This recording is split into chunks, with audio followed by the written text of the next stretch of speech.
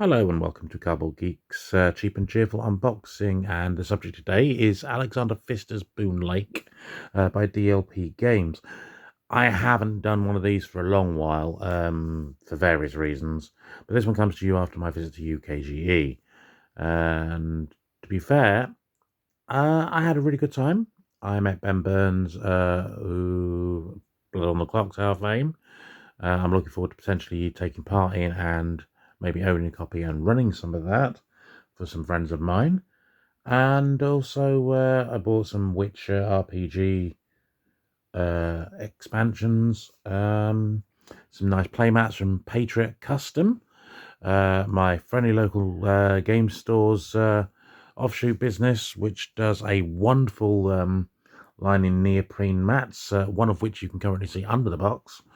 And let me have a think. Oh, and also took some time out to support some of my favourite suppliers of gaming paraphernalia, including, I will like to shout out to Stuart and his crew at Firestorm Games, who sold me this because of their wonderful customer service. I do like to support them.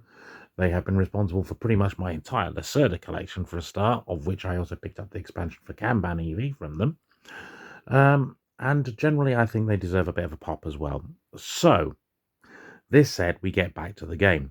Now, in order to prepare for this a little, I did kind of look at some other people's opinions, and one thing popped out, and that was that some people were complaining about one of the things you have to do to create this, and I'm going to admit, I'm not happy about it. You'll see that in a minute. But at the same time, I can kind of see why they did it, and I approve of that.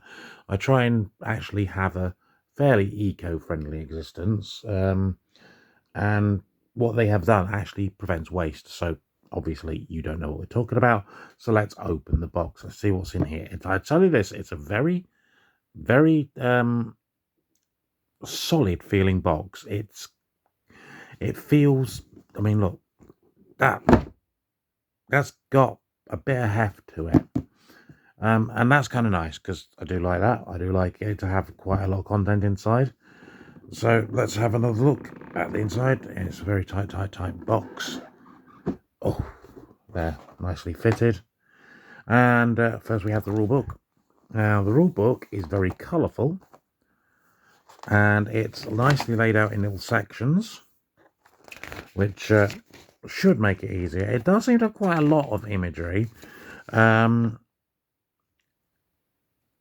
may appear a bit more wordy than I'd possibly like, but and I've got that lovely smell straight off a new book, and it just seems fine.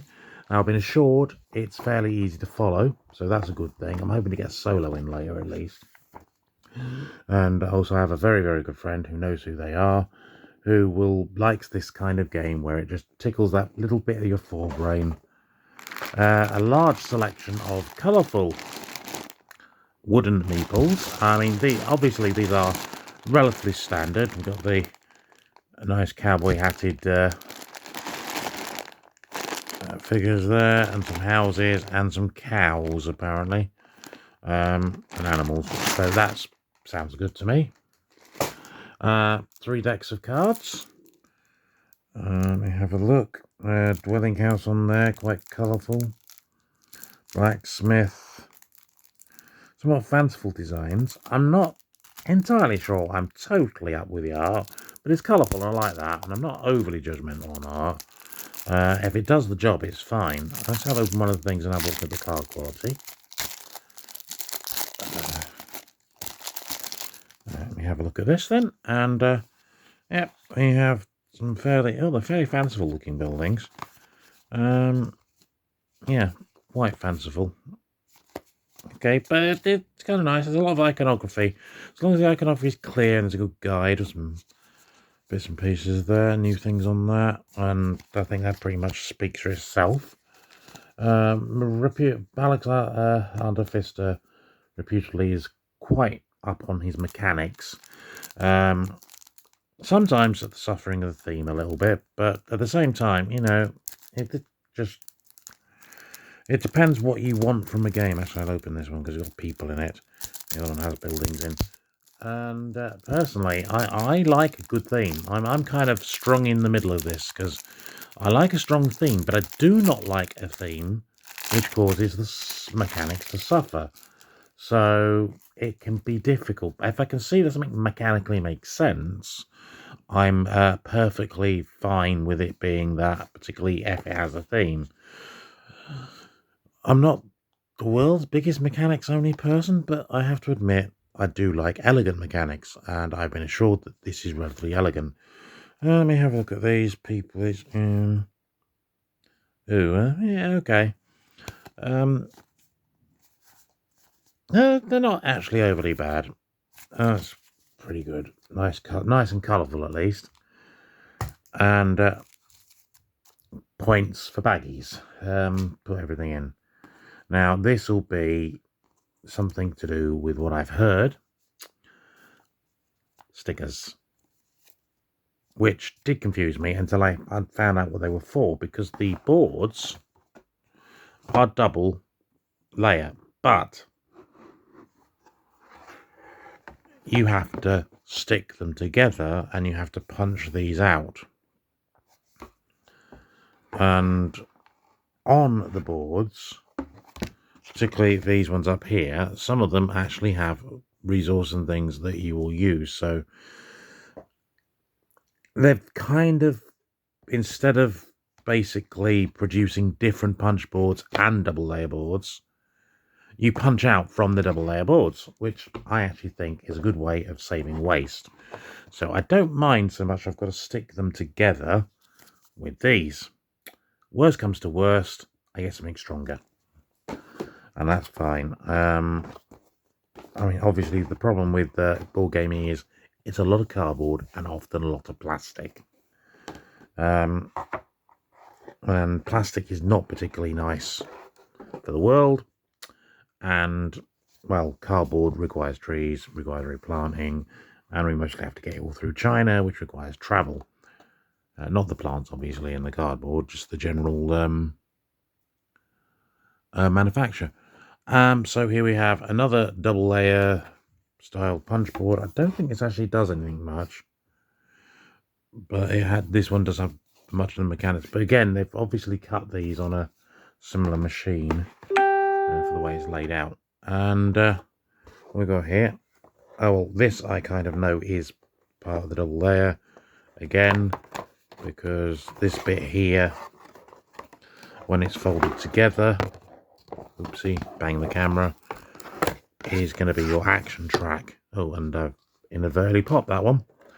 And then we have an actual definite just punch board left there, bits and pieces there, and there's basically this combining. I don't mind. I mean, it's very dense on cardboard. There's a lot in here. I know these bits go in that particular thing I folded up a little earlier, and then we have the board. Now, the thing that actually did partly attract me to this is the footprint didn't look overly large. I tend to play a lot of games when I'm feeling quite bad with my fibro. Lying down right beside the thing and reaching can be a pain, literally. So, with this in mind, I do like games that I don't have to do a lot of reaching and have a small footprint, but also exercise my brain, because that's a good thing. Very good thing. Right, let me have a look at this. Right, there we go. That's a good board. Going to move the camera a bit, like that. Bit of hexing. Nice and colourful. Now, my understanding is that in this game, much like Maracaibo, we have a moving ship, which will come along through here and adjust for the player. The other thing I did notice was that when you're playing solo, they put the mechanisms for the solo, the AI, on the back of the board. And that's one of those dual layer boards. So again, that's a nice little bit of recycling. Not recycling, saving. That'll be the word. That is pretty much all that's in it. It's a lot of cardboard, a little bit of wood, and a fairly well written looking, at least, rulebook. So I'm looking forward to giving this a go. So it is actually really, I think it might be the first Fister I actually own. I have played Fisters, and, and I don't always have a like for them. Sometimes because they are that heavy mechanic side, and sometimes it doesn't make sense. I don't know how I'm going to feel about this. It's going to be very much, do I enjoy it? Timing seems quite quick as well, which is also nice. And yeah, that's basically it. So, like, subscribe. I mean, I know I don't have a lot of content, but I do try sometimes, and it would be nice to be at least appreciated for that. I hope. I hope you all have a lovely time. For those of you still at the UKGE, if you watch this very quickly, then have a nice time. I hope those who have been to the UKGE have had a very nice time.